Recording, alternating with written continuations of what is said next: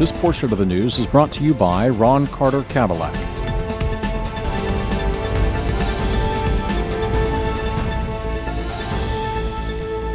Hello and welcome. You're watching NTV Houston. This is Sarah Chauhan.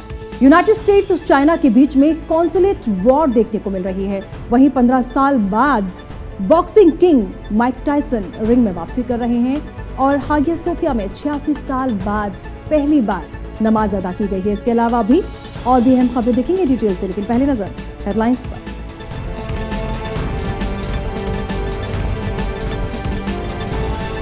America और चीन के बीच consulate war. China ने Chengdu में US consulate को बंद करने का दिया order. US secretary of state Mike Pompeo ने चीन को कहा फ्रैंकेनस्टाइन। उन्होंने कहा वॉशिंगटन और उसके साथियों को और ज्यादा एसर्टिव तरीके से चीन की कम्युनिस्ट पार्टी पर बनाना चाहिए दबाव। 15 साल बाद बॉक्सिंग किंग माइक टायसन करेंगे रिंग में वापसी। सितंबर में अमेरिका के लॉस एंजलिस में रॉय जोन्स जूनियर से करेंगे मुकाबला। 14 मंथ के बेटे की फोटो लेने वाले फोटोग्राफर के खिलाफ प्रिंस हैरी और मेगन ने दर्ज कराया मुकदमा। कहा इससे बच्चे की प्राइवेसी हुई अफेक्टेड। इस्तांबुल की 1500 साल पुरानी UNESCO world heritage Hagia Sophia में 86 साल में पहली बार अदा की गई नमाज। प्रेसिडेंट एर्डोगन और कई कैबिनेट मिनिस्टर भी पहुंचे नमाज अदा करने। और 2040 तक महासागरों में डंप प्लास्टिक कचरा 3 गुना होने का एस्टिमेट। रिपोर्ट में खुलासा, ऐसा होने से रोकने के लिए दुनिया भर की सरकारों के साथ बड़ी कंपनियों को भी आना होगा एक साथ।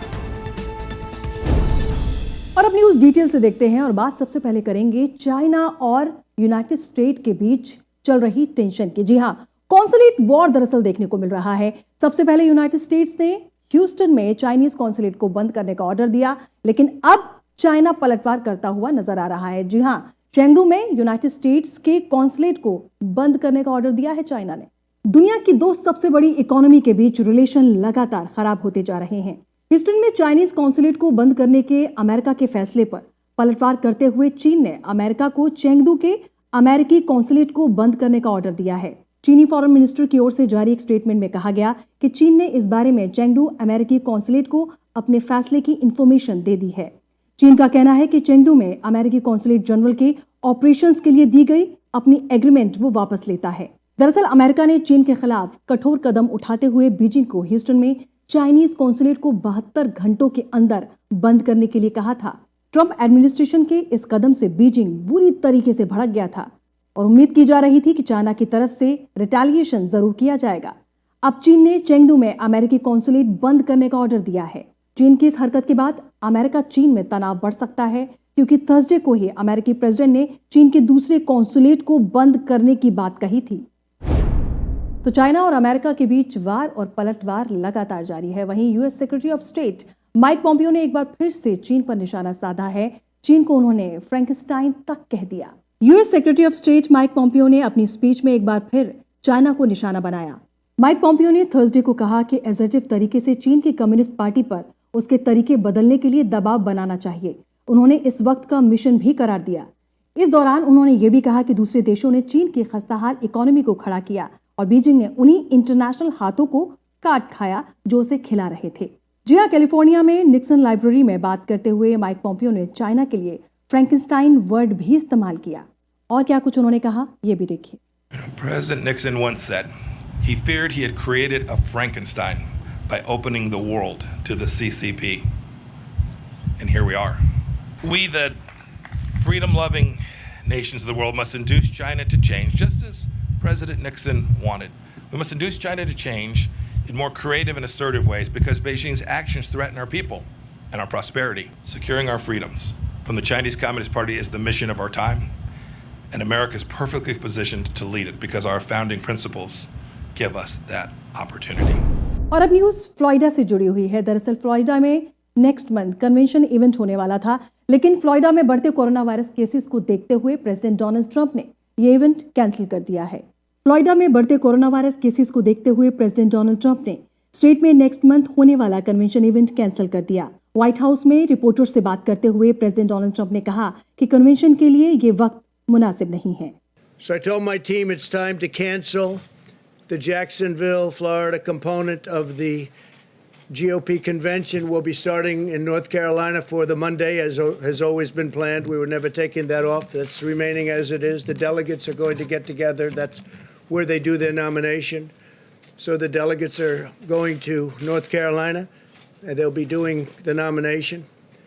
And we're going to do some other things with tele-rallies and online the week that we're discussing, which will be really good. I think we're going to do it well. And I'll still do a convention speech in a different form, but we won't do a big, crowded convention per se. It's just not the right time for that. So I'm always going to take care of you, so that's the way we're going to do it. I've spoken to Governor DeSantis and informed other political leaders. I want to thank the Jacksonville community and its great mayor. He's a great guy, really great guy. They wanted it so badly. And all of the other political representatives in Jacksonville and in Florida. I just felt it was wrong, Steve, to have people going to what turned out to be a hot spot. You know, when we chose it, it was not at all hot. It was free. And all of a sudden, it happened quickly. It happens quickly, and it goes away, and it goes away quickly. The key is we wanted to go away without a lot of death. US secretary of state Mike Pompeo ने WHO chief के लिए उनकी independence पर सवाल उठाया था। साथ ही WHO chief को प्रो चाइना भी कहा था, जिस पर अब डब्ल्यूएचओ चीफ ने जवाब दिया है। प्रेसिडेंट डोनाल्ड ट्रंप और secretary of state Mike Pompeo कई बार डब्ल्यूएचओ चीफ पर प्रो चाइना होने का इल्जाम लगा चुके हैं। हाल ही में लंदन टूर के दौरान माइक पॉम्पियो ने उनकी इंडिपेंडेंस पर सवाल उठाया था। इस पर जेनेवा ब्रीफिंग में रिस्पॉन्स देते हुए डब्ल्यूएचओ चीफ ने कहा कि बगैर एविडेंस के इस तरीके से सवाल करना गलत है और अनएक्सेप्टेबल है।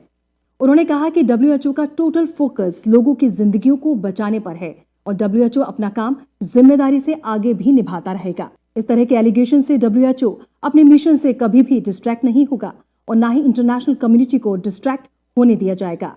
The comments were done, I think, on last Tuesday, and the comments are untrue and unacceptable, and without any foundation for that matter. And our sole focus and the focus of the entire organization is on saving lives. If there is one thing that really matters to us and which should matter to the entire international community, it's saving lives. And WHO will not be distracted by these comments, and we don't want the international community also to be distracted. As you know, one of the greatest threats we face continues to be the politicization of the pandemic. COVID-19 does not respect borders, ideologies, or political parties. And I have said it many times, COVID politics should be quarantined. और अब बात boxing king Mike Tyson की, जो यहाँ 15 सालों बाद वो ring में वापसी कर रहे हैं। सितंबर में उनका मुकाबला रॉय जोन्स जूनियर से होगा। बॉक्सिंग किंग माइक टायसन 15 सालों बाद रिंग में वापसी कर रहे हैं। हैवीवेट चैंपियन माइक टायसन सितंबर में अमेरिका के लॉस एंजलिस में रॉय जोन्स जूनियर से मुकाबला करेंगे। 54 साल के माइक टायसन को आखिरी बार 15 साल पहले रिंग में देखा गया था। माइक टायसन ने रिटायरमेंट से लौटने का फैसला किया है। उन्होंने ऐलान किया है कि वो 12 सितंबर को लॉस एंजलिस में होने वाले 8 राउंड के मुकाबले में हिस्सा लेंगे। उनके सामने होंगे रॉय जोन्स जूनियर, जो खुद 51 साल के हैं। माइक टायसन और जोन्स दोनों की ही उम्र 50 से ऊपर है, इसलिए कैलिफोर्निया स्टेट के रूल्स के मुताबिक उन्हें मैच के दौरान हेलमेट पहनना होगा। माइक टायसन की रिंग में वापसी से उनके फैंस बेहद खुश हैं। और वहीं ऑरेगन के सबसे बड़े शहर पोर्टलैंड में लगातार प्रोटेस्ट जारी है और ये प्रोटेस्ट लगातार वॉयलेंट होता जा रहा है। जिस तरीके से प्रोटेस्ट किया जा रहा है, उसके बाद पुलिस को भी टीयर गैस का इस्तेमाल करना पड़ रहा है। पोर्टलैंड में हालात बेकाबू होते जा रहे हैं। प्रोटेस्ट लगातार वॉयलेंट होता जा रहा है। प्रोटेस्ट का ये 56वां दिन है, लेकिन प्रोटेस्ट लगातार किया जा रहा है और यही गहमा गहमी आधी रात को भी नजर आई। आधी रात के वक्त फेस मास्क और हेलमेट पहने कुछ प्रोटेस्टर्स ने बिल्डिंग की एंट्रेंस पर आग लगा दी, जिस पर स्टील फेंस के पीछे पोजीशन फेडरल एजेंट्स ने टीयर गैस का फायर किया। फेडरल एजेंट्स का कहना है कि उन पर हमला किया गया, जिसके बाद उन्हें ये एक्शन लेना पड़ा और इसलिए प्रोटेस्टर्स को फेडरल कोर्ट हाउस से एक ब्लॉक पीछे धकेल दिया गया। कुछ ही देर में एजेंट्स कोर्ट हाउस के दूसरे कॉर्नर की तरफ बढ़े और प्रोटेस्टर्स को कन्फ्रंट करते हुए टीयर गैस कैनिस्टर्स का इस्तेमाल किया।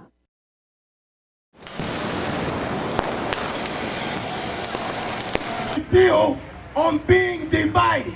We will not be divided ever again.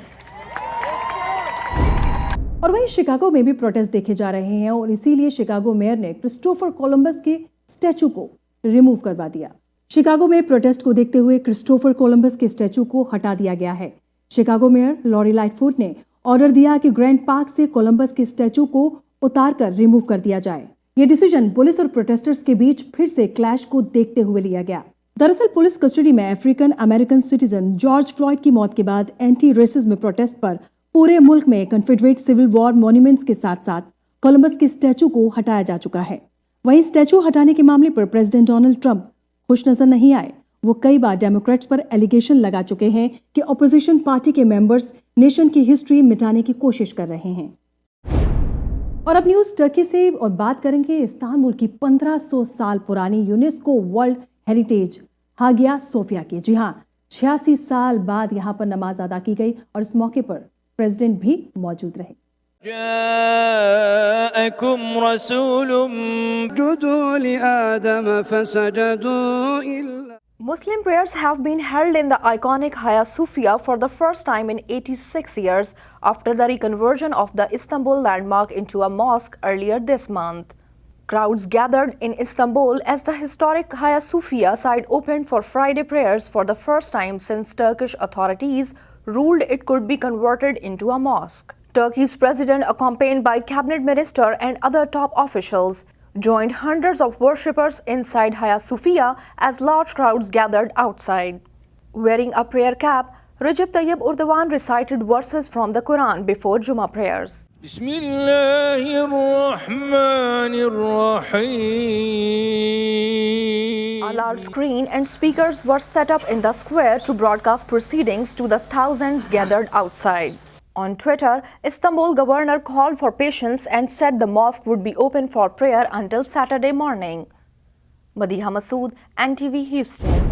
Drone से 14 मंथ के बच्चे की फोटो ली जाती है, जिसके बाद रॉयल कपल प्रिंस हैरी और मेघन ने अननेम्ड फोटोग्राफर के खिलाफ लॉसूट फाइल कर दिया है। ब्रिटेन के प्रिंस हैरी और उनकी वाइफ मेघन मार्कल ने थर्सडे को कुछ अननोन फोटोग्राफर्स के खिलाफ मुकदमा दर्ज करवाया है। ये लॉसूट दरअसल इनके बेटे आर्ची की गैर कानूनी तस्वीरें लेने के आरोप में दर्ज कराया गया। कैलिफोर्निया स्टेट के सुपीरियर कोर्ट में दर्ज इस मुकदमे में कहा गया है कि तस्वीरें लेने की वजह से उनके 14 मंथ के बच्चे की प्राइवेसी अफेक्टेड हो रही है। लॉसूट लॉस एंजलिस काउंटी के superior court of state of California में फाइल किया गया। कोर्ट से रिक्वेस्ट की गई है कि इलीगल एक्शन से प्रॉफिट कमाने वाले लोगों को सामने लाया जाए और रोका जाए। और अब न्यूज एनवायरनमेंट से जुड़ी हुई है। दरअसल एक रिसर्च सामने आई है जिसके मुताबिक ओशंस में अगले 20 सालों में प्लास्टिक वेस्ट 3 गुना ज्यादा बढ़ जाएगा। दुनिया भर के ओशंस में पहले से ही कई मीट्रिक टन प्लास्टिक कचरा तैर रहा है।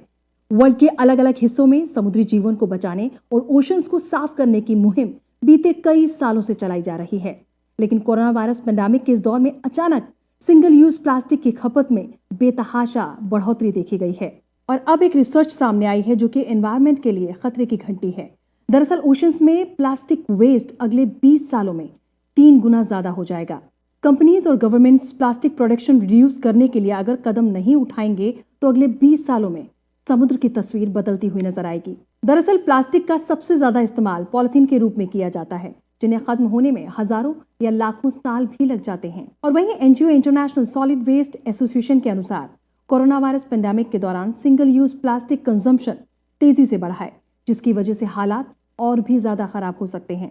अगर कोई कदम नहीं उठाया जाता है तो 2040 तक ओशंस में जाने वाले 11 million ton plastic 29 million ton में हो जाएगा, जो कि 3 मिलियन ब्लू व्हेल्स के वजन के बराबर है। स्टडी में एस्टिमेट किया गया है 2017 में प्लास्टिक वेस्टेज 348 मिलियन टन था, जो कि 2040 तक 3 गुना हो जाएगा।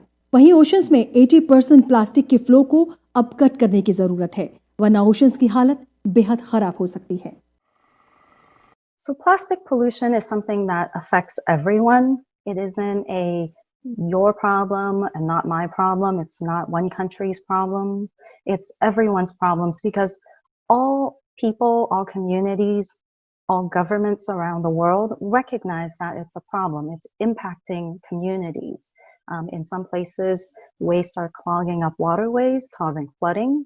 In other places, they're washing up on beaches and people are not able to enjoy their vacation. In some communities, it's affecting fisheries. So it has really broad impacts across society, and it's something we see ourselves. So people are experiencing the impacts, they're seeing it, and the biggest problem to all of this is it's going to get worse if we don't do anything. Up to us, we would be putting more emphasis on the need for reduction and stemming production of plastics and putting restrictions in place, for the continuing production of disposable, particularly single-use plastics. So far, the discussion has been very polarized, where we had different opinions, camps, whose propositions went unreconciled. There were some, we have to get away from plastic altogether. There were some who say, look, this is something that can easily be burned and buried. It's not that much, and it's efficiently stored in landfills. There are others who say that we can clean up later. We have done this many times during eras of very strong economic growth. There has been an ecological overshoot. There's enough time to address it later. Again, there are others who tell us we can just recycle ourselves out of it. And again, there are others that tell us that there needs to be a bio-revolution, where we are creating a new material that actually is benign to and compatible with nature. So all of these different positions have sort of a very small kernel of truth, but in their absoluteness, they're absolutely wrong. And that's why we wanted to have a reconciliation of those points.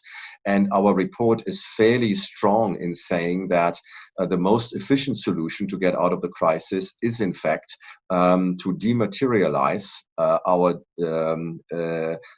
demand for what today is single-use plastic. और अब बात United states में corona virus cases की। अगर total cases की बात की जाए तो 4.2 मिलियन से ज्यादा हैं। हालात दिन ब दिन खराब होते जा रहे हैं। वहीं डेथ टोल 147,000 से ज्यादा है।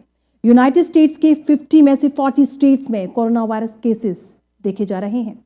यूनाइटेड स्टेट्स में कोरोना वायरस केसेस तेजी से बढ़ रहे हैं। सबसे ज्यादा बुरे हालात फ्लोरिडा, कैलिफोर्निया और टेक्सास के हैं। यूनाइटेड स्टेट्स के 50 में से 40 स्टेट्स में कोरोना वायरस केसेस हैं। वहीं न्यूयॉर्क लगातार एपिसेंटर बना हुआ है। न्यूयॉर्क के टोटल केसेस की बात की जाए तो 438,000 से ज्यादा हैं, जबकि डेथ टोल 32,000 से ज्यादा। वहीं न्यूयॉर्क में एक्टिव केसेस 600 से ज्यादा देखने को मिल रहा है। कैलिफोर्निया में 432,000 से ज्यादा केसेस हैं, 8,000 से ज्यादा death toll. Florida third number पर है, 400,000 से ज्यादा केसेस हैं, जबकि एक्टिव केसेस यहां पर 12,000 से ज्यादा हैं, डेथ टोल 5,000 से ऊपर। टेक्सास फोर्थ नंबर पर है, 377,000 से ज्यादा केसेस हैं और 4,762 यहां पर death toll. New Jersey fifth number पर है, 184,000 से ज्यादा केसेस हैं और डेथ टोल 15,000 से ऊपर। और अब बात वेदर की। आपके शहर में मौसम का हाल क्या रहने वाला है, इसके लिए देखिए वेदर अपडेट्स।